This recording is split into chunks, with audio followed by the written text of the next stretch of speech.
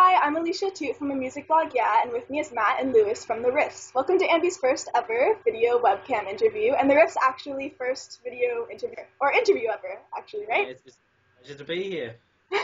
Well, I do believe I have some questions for you guys, so let's get this thing going. Yeah. Okay, cool. Alright, so how would you describe The Riffs' music to those unfamiliar with your band? Well, our music is very guitar-based, and we like to think that we can get the balance right between the heavy songs which people can go mental to, as well as the songs people can just sit back and relax and listen to. I wouldn't say we have a specific genre that suits for us.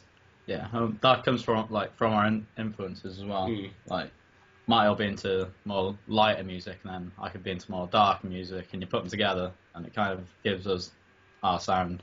We seem to have a problem finding bands that we can support because we don't really suit one particular sound. Yeah, we've like been stuck between bands to support, and we'll be given a slot, and we'll like listen to them and think, well, we don't listen or sound anything like them, so will the fans like us? And that's kind of... Yeah, that's about it, really. That's our main one, I'd say. Alright, and as far as the songs that are already on your SoundCloud, which track is your favorite? Well, my favourite is Sing Until We Die, purely because it was the first song I ever wrote. That's my favorite track. Oh, thank you very much. And it'll always be one where it's just like, yeah, it was I'd written songs before, but for like music coursework in school and stuff, and I'd never really thought, wow, that could actually, people would listen to that. But when I wrote it, I was like, yeah, quite happy with that. See, and I'm the opposite, because that was the first song that we kind of started doing together.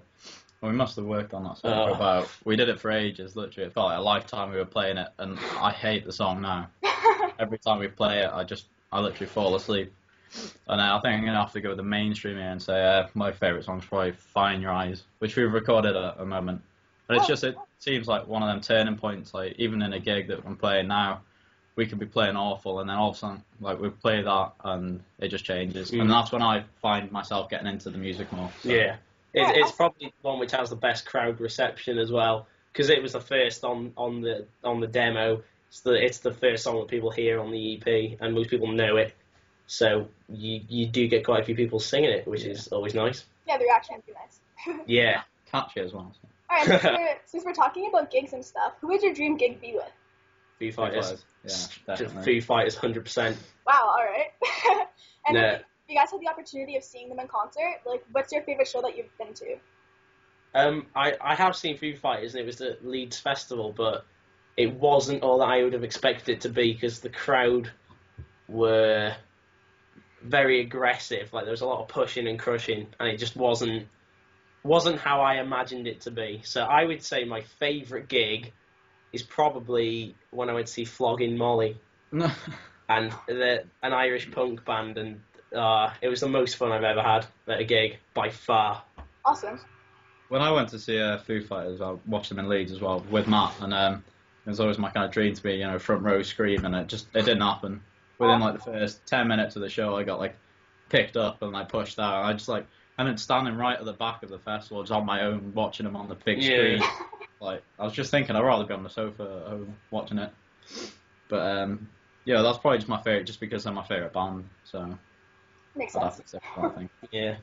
Alright, and since we're kind of talking about bands that we really love, which artists have you been listening to lately? Ooh. Well, I go through phases with bands, and at the moment I'm going through the feeder phase, where I'm just constantly listening to them. But I've been listening to a lot of Tame Impala recently. Oh, that album's stellar. Huge fan of them. Elephant, great song. The Vaccines, the Arctic Monkeys, just the usual bands, really. Alright, Yeah, awesome. I'd say it's kind of the same for me. I always listen to Foo Fighters, and I listen to like Monkeys now and then, and just bands like the Libertines. I'm a big fan of as well. Yeah. And think of anyone else? Yeah. There's just so many. It's hard. And I've like actually been listening to 50 Cent recently. I don't know why. I don't know where it came from. But, Taylor Swift. Taylor Swift as well. The Goat song, or whatever it was. Ghost song. Yeah. That's been playing through my headphones for a while. Same with us. So, what has you guys excited for 2013? We've mentioned a lot of good bands and a lot of, upcoming albums. So, for you guys, what has you excited?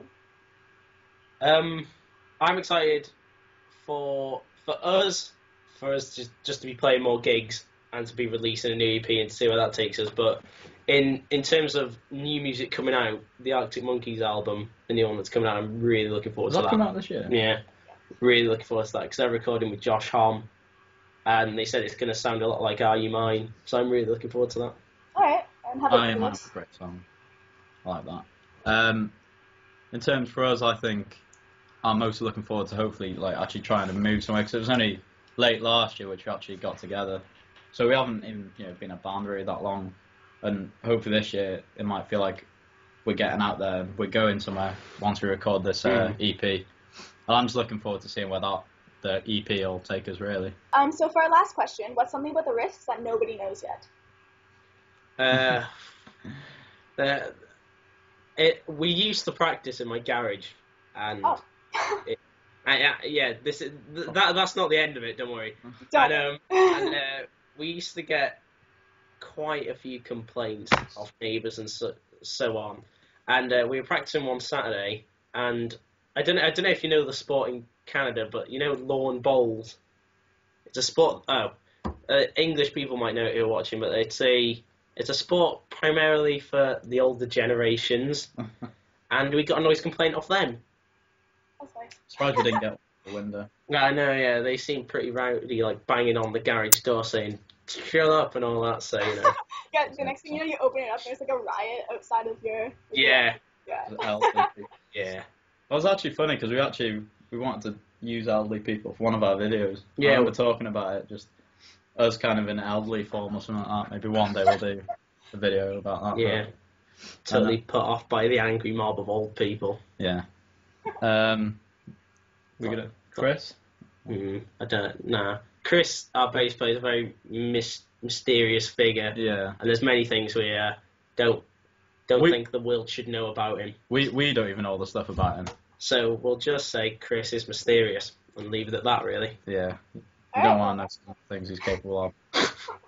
He's a madman.